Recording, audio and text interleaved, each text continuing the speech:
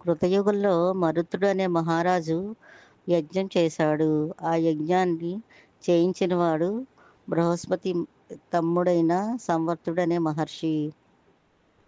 ఆ మహర్షి మరుతుడు మహారాజుతో యజ్ఞం చేయించాక తన మహామహిమతో సంవర్తుడు బంగారాన్ని సృష్టించాడు.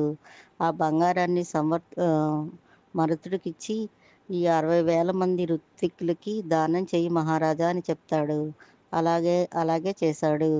అప్పుడు ఒక్కొక్కళ్ళకి 10 ఏనుగులు మోయగలిగేంత బంగారాన్ని ఆ,